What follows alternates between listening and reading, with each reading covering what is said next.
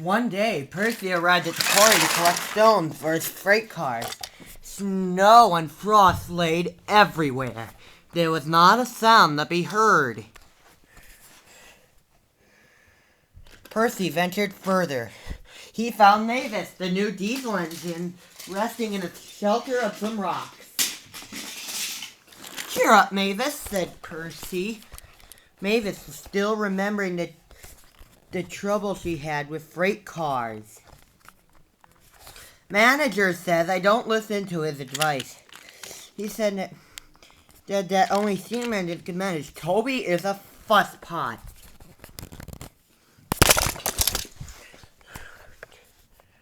"Toby might have even more freight cars than you'll ever know," replied Percy. "Now, if you listen to my advice and do what I ask you, you will be a really useful engine." "And now, if you excuse me," asked Percy, "I need to take some stones to the harbor."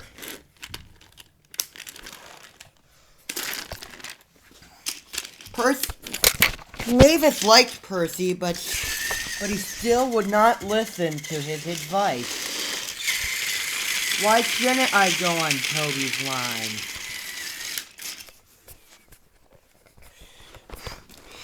The sliding arrangement has lots of freight cars to be sorted, but to put them where Toby wanted them, Mavis had to go beyond the level had to go on a level crossing with them.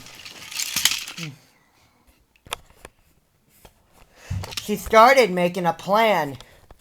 "If we use a teeny bit of Toby's line," said Mavis, "then we'll save all his bother."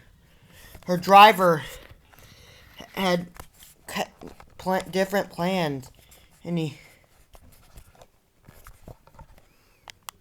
said how far they should be going beyond the first level crossing.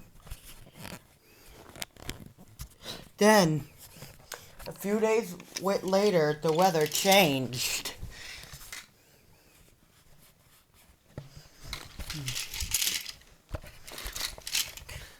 As the snow melted, the quarry grew busy again. Some trains are just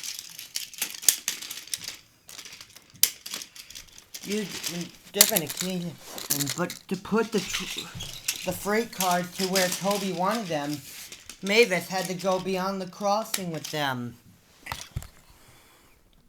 Now for her plan. She had brought the cars to a siding and stopped. "Can you keep a secret?" she asked the freight cars. Yes, they said. "Will you bump me at the level crossing and tell nobody that I asked you?" The freight cars promised.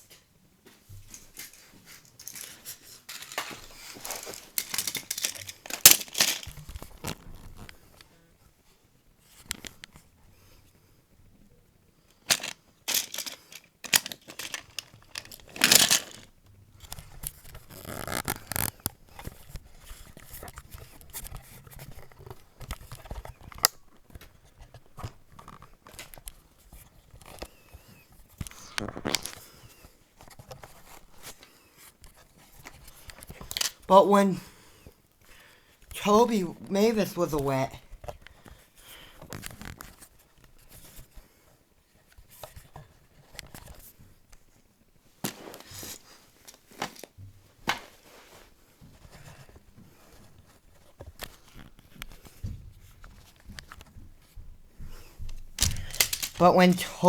Mavis was away, Toby arrived.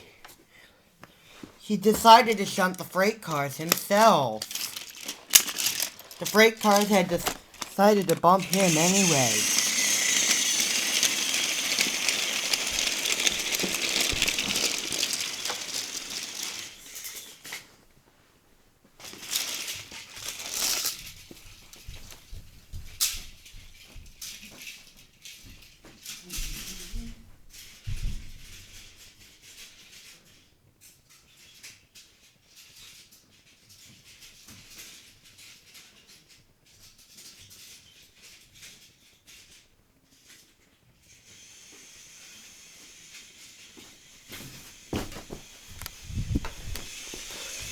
When Toby approached the level crossing, his brakes came on. This was the signal for the freight cars.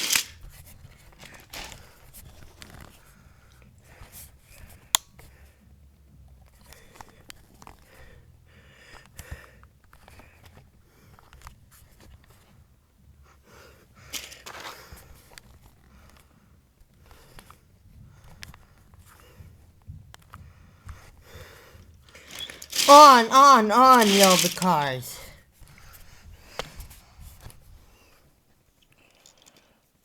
Toby was away with his freight car screaming and yelling behind him.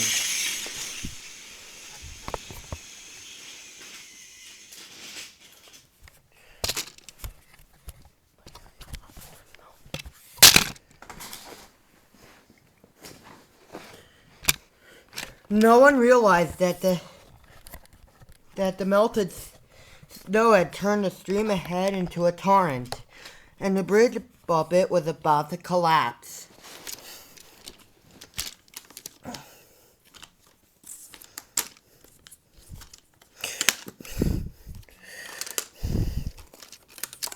The rails were now like a tightrope across the thundering water.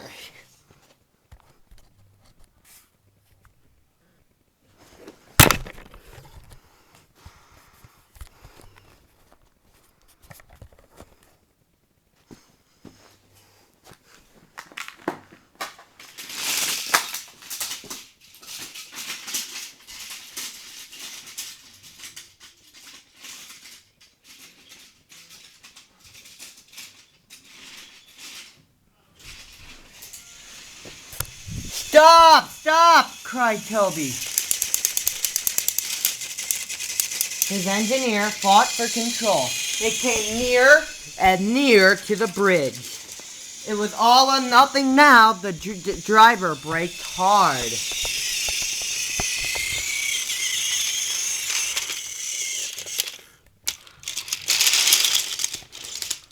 Toby stopped, still on the rails, but his wheels treading the tightrope over the abyss.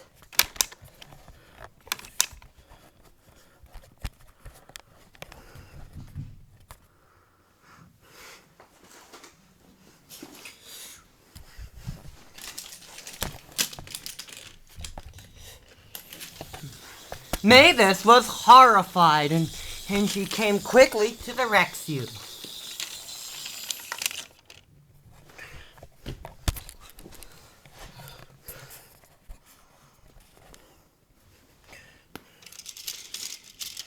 Workmen anchored Toby with ropes while she pulled the freight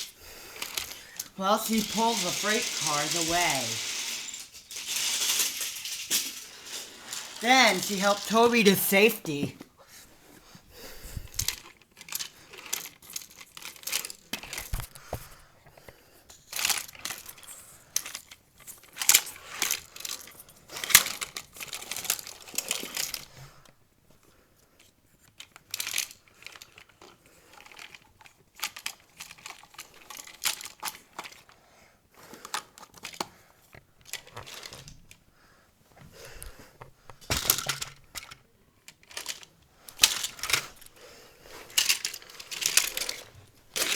I'm sorry about the freight car, said Mavis. I don't know how ever you want to had stopped them in time.